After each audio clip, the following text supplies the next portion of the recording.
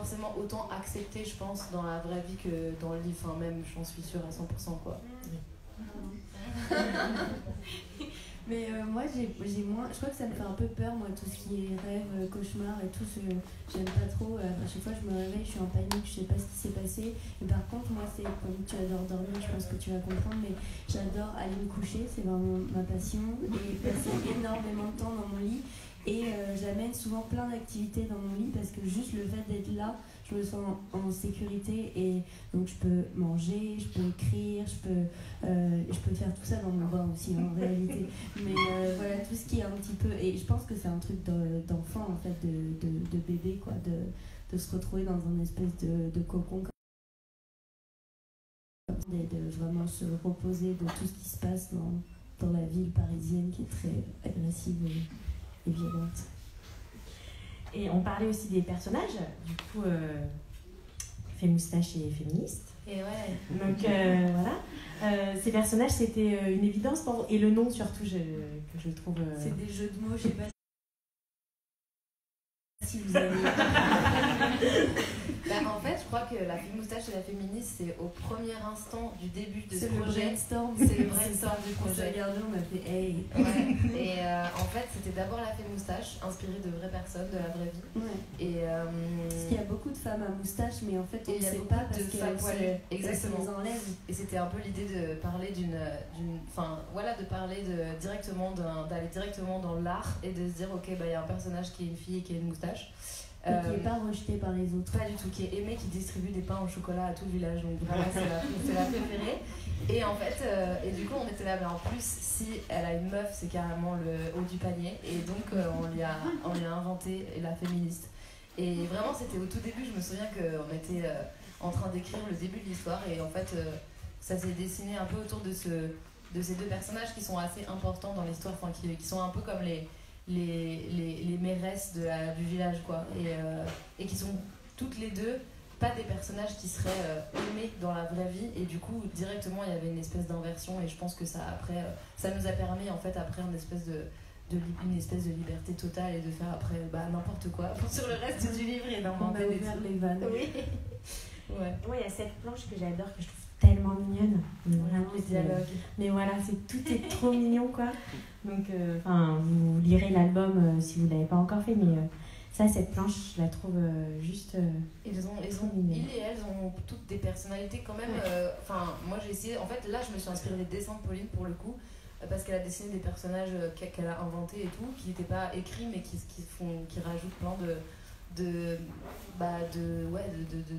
je sais pas quel mot utiliser, mais je vais passer à la suite de ma phrase. Ils sont tous un peu mignons et absurdes. Oui, genre la mamie un peu sous LSD là. Oui.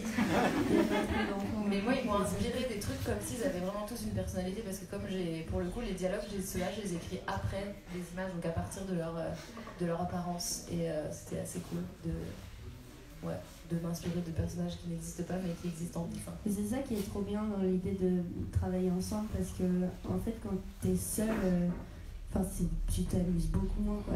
T'es là genre j'ai fait une blague super, quelqu'un veut rire à ma blague, alors que là on s'envoyait des mails et on était là genre et avec Marianne aussi d'ailleurs, notre Marianne Zouzoula, le sang.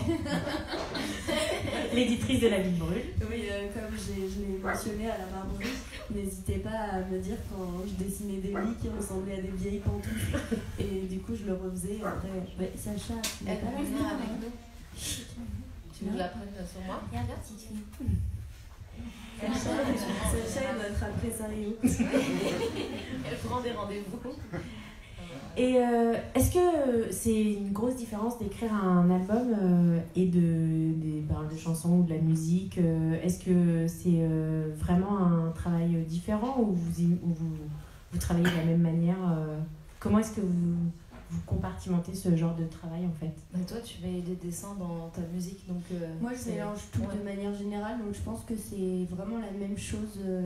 J'ai vraiment pas de préférence. Enfin, si, en fait, je préfère le dessin. Allez, mais je pense que j'écris tout avec beaucoup de légèreté. Il y a quasiment tout le temps de l'absurde et de l'humour. Et du coup, je pense que pour Claire, ça a été plus un gros virage quand il a fallu passer de la mort et les arbres à la vie et les enfants. Moi, c'était plus ludique, ouais. En vrai, c'était... en fait, c'est comme si... Dans l'écriture du livre, j'étais pas obligée de... Enfin, pas obligée. J'avais pas ce désir de parler de moi dans le livre, alors que dans ma musique, j'arrive pas trop à faire autrement que de parler de mes trucs à moi, parce que c'est mon moyen d'expression premier. Et là, comme c'est pas mon premier canal d'expression et qu'on le faisait ensemble et tout, j'ai pas parlé de moi, j'ai inventé des choses qui parlent pas de mes trucs à moi, et ça faisait du bien de me désaxer un peu, et du coup, non, c'était assez différent, et je pense que c'est deux exercices complètement différents. En fait, moi, j'ai écrit toute l'histoire du livre en un seul texte, et après, j'ai adapté un peu. J'ai vraiment écrit une page d'histoire comme ça, et ça, je fais jamais ça quand j'écris une chanson, c'est beaucoup plus compliqué, ça peut être long, et même dans l'état dans lequel me mettait l'écriture du livre, c'est pas du tout le même état dans lequel je suis en écrivant des chansons, etc. Même si c'est très libérateur d'écrire des chansons, ça part souvent d'une émotion assez compliquée ou négative, tandis que là c'était vraiment que de la magie, quoi. Donc c'est assez différent. C'est vrai que les deux types de textes ressemblent quand même beaucoup. Oui. Et en fait, moi avant, il y a genre 2 ans, je pensais que j'étais incapable d'écrire une chanson. Et après, je me suis dit, mais t'as écrit des bouquins et ça ressemble, c'est genre une phrase, une image, une phrase, une image. Et tu peux. Enfin, une chanson, ça peut être vraiment complètement absurde et on peut ne pas comprendre ce que ça veut dire, comme les chansons d'Alain Bachung par exemple, mais trouver ça super beau, quoi. Moi, j'ai pas compris, par exemple, ce que je voulais dire, mais... Moi non plus. C'est de la licence poétique, c'est ça, c'est avec la licence poétique, on peut à peu près dire ce qu'on veut, et comme ça, chacun comprend ce qu'il veut, c'est ça qui est pratique. Si ça se trouve, il avait pas compris.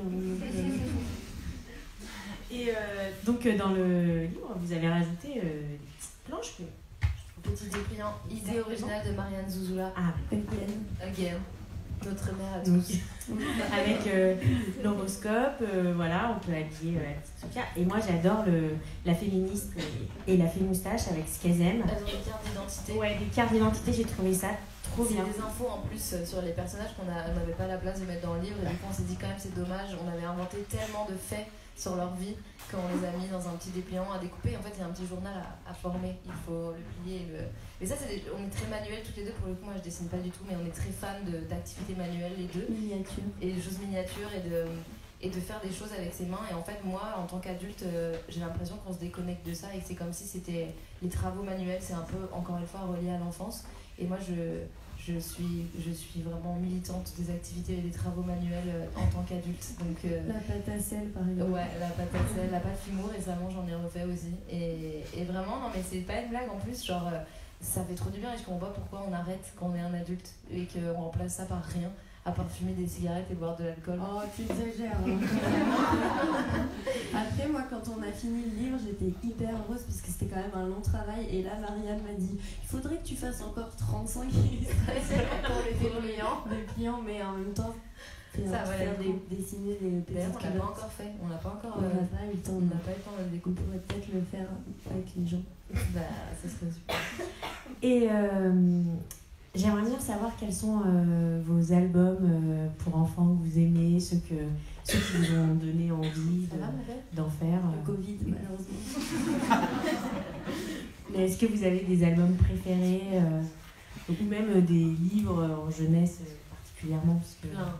Moi, c'est terrible parce que j'ai l'impression d'avoir aucun... Enfin, j'ai t'en souviens beaucoup pas de souvenirs des dessins animés et des livres adaptés des dessins animés, donc qui étaient super moches, genre le livre de la jungle, Alice au pays des merveilles et tout, mais des vraiment beaux livres. Bah, après, il y a les trucs de base, genre le poisson arc-en-ciel, là. Oui. Babar, j'aimais bien aussi, même si je trouvais ça un peu tristou en général, je sais pas bien. Mais... Après, je sais pas, il y a mon papa, je peux lui demander je vais lui demander quand t'étais jeune ce qu'il m'a lu. Et non, il y avait beaucoup de dessins animés, de cassettes de Cendrillon. Moi, je me souviens de Claude Ponty, évidemment, qui a bercé mon enfance. Et aussi, je me souviens de la taupe à qui on a fait caca sur la tête. Classique. Et un grand classique, vraiment. Toi qui adores le caca, ça va t'influencer. Ça m'a énormément influencé sur ma personnalité. Et non, mais Claude Ponty, ma mère, on en avait vraiment beaucoup. Et comme il y en a une 60aine, c'était infini les possibilités. Et il écrit toujours. Oui, bah oui, je l'adore.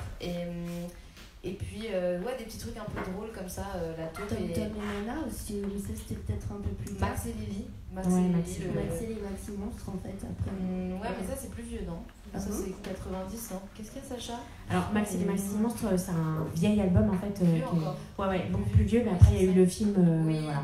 Mais moi, effectivement, j'ai pas trop grandi avec ça, mais après, attends, je réfléchis. Mais Max et Lily, beaucoup, et Chloé Ponty. Ouais, je pense que c'est T'avais pas des trucs de lutin, toi aussi, vu que t'as... Mais Sacha... Ben, moi, après, j'ai lu des romans fantastiques très jeunes, quoi. Genre, à 10 ans, j'ai lu À la croisée des mondes, et j'étais fascinée, mais pas des livres illustrés, quoi. Les livres illustrés, ça remonte quand même à tellement loin, parce qu'à un moment donné, je sais pas, vers 6-7 ans, j'ai l'impression d'avoir arrêté d'avoir lu des romans. Il n'y avait pas sinon le livre avec la fille qui croit aux fées et sa mère, elle lui met des lettres dans sa chambre, elle lui fait croire que... Ça, ma mère faisait ça, ouais, mais je savais pas que c'était un livre. C'est ma vie, en fait. C'est ça.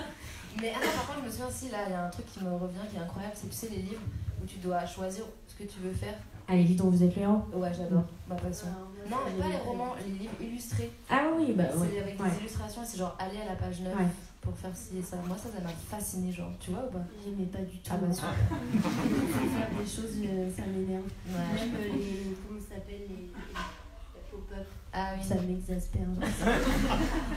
Et ça, moi, j'aime pas trop non plus les pop-up. Enfin voilà, quoi. Après, on dérive un peu, mais. Non, mais c'est très intéressant. Et on va pas continuer parce que je voudrais que si vous avez des questions, je voudrais laisser du temps. Accident en direct. Je vais casser sa dent. J'ai perdu aucune dent. Je voudrais que vous puissiez avoir du temps pour poser des questions si vous voulez. Donc merci beaucoup pour cette rencontre. Avec plaisir. Exquise. Ouais, je cherchais l'adjectif, mais je me disais, j'hésitais entre drôle, sympathique, intéressant. Donc je me disais, et c'est pas assez en fait tous ces adjectifs, donc voilà. Mais voilà, je pense que c'est exactement cet adjectif-là qu'il fallait. Et donc non, merci parce que je suis ravie parce que ça éclaire l'album et à la fois vous ressemblez à cet album, à ce qu'il véhicule, donc c'est un plaisir, vraiment. Lui, je ressemble. Oui, alors j'ai pas parlé des loutres, mais en fait c'est quand même ces petits canoës loutres, j'ai trouvé dans le bateau là, elle est trop mignon quoi. On s'est fait rappeler à l'ordre hier parce qu'on nous a dit que les loutres faisaient genre 1m30, les loutres de mer, alors que la nôtre fait 5 cm. Oui, on a eu un problème de. Mais ça c'est pareil, enfin la licence artistique. Mais c'est Ambiance de Cool qui nous a dit ça, voilà. donc on l'a écouté. Mais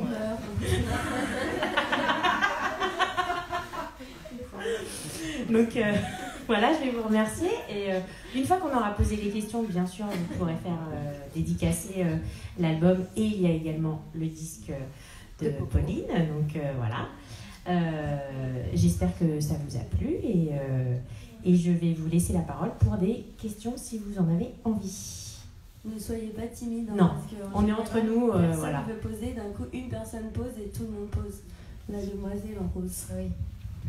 Qu'est-ce qui vous a inspiré à faire le projet? Genre, c'est quoi le tout début, genre le démarrage qui vous a inspiré à faire ça avec vous? On était dans ma maison de campagne et c'était l'automne et du coup je pense que moi je me souviens qu'on s'est dit on va faire un album pour enfants d'automne. Tu te souviens ou pas de ça, Pauline?